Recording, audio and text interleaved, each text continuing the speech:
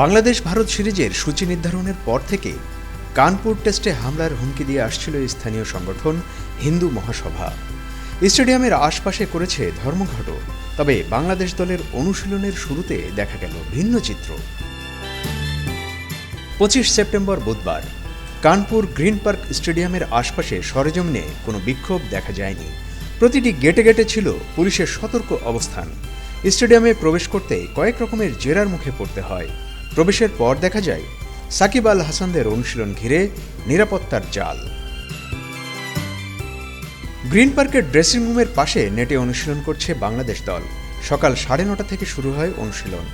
কিছুক্ষণের মধ্যে পুরো মাঠের চারদিকে নিরাপত্তা বাহিনীর সদস্যদের মোতায়েন করা হয়। কয়েক মিটার দূরত্বে অবস্থান করছেন এক একজন। কাউকে আশপাশ দিয়েও যেতে দেওয়া হচ্ছে না। নিরাপত্তা বাহিনীর সদস্যদের বিভিন্ন নির্দেশনা দিচ্ছিলেন উত্তরপ্রদেশ পুলিশের অ্যাডিশনাল ডিসিপি রাজেশ শ্রীবাস্তব। পুরো মাঠ প্রদক্ষিণ শেষে রাইজিং বিডিকে রাজেশ বলেছেন, এখানে 3 ধরনের নিরাপত্তা দেওয়া হচ্ছে। একটি হচ্ছে আইসোলেশন কার্ডন, যেটি মাঠ, পিচ ও গুরুত্বপূর্ণ এলাকায় নিরাপত্তা দিচ্ছে। বাকি 2টি ধরনের মাধ্যমে প্যাভিলিয়ন ও স্টেডিয়ামের রাস্তাসহ আশপাশের এলাকায় নিরাপত্তা দেওয়া হচ্ছে। প্রতিটি কর্ডনই 3-4টি ভাগে বিভক্ত। কাজ করছে 1000 পুলিশ, ক্যামেরা রয়েছে 100-র মতো। হুমকি নিয়ে তথ্য থাকলেও কোনো উদ্বেগ নেই বলে জানিয়েছেন রাজেশ। হুমকি নিয়ে অনেক ধরনের তথ্য আছে, এগুলো কিছু বলা যাচ্ছে না। বিভিন্ন গোয়েন্দা সংস্থা কাজ করছে। উত্তরপ্রদেশ পুলিশের নিজস্ব স্ট্যান্ডার্ডে নিরাপত্তা দেওয়া হচ্ছে।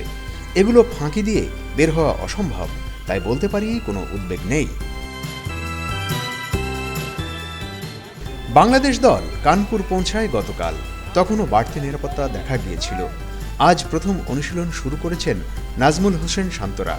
টেস্ট সিরিজের দ্বিতীয় ও শেষ ম্যাচ শুরু হবে 27 সেপ্টেম্বর। বাংলাদেশ পিছিয়ে আছে 1-0 ব্যবধানে।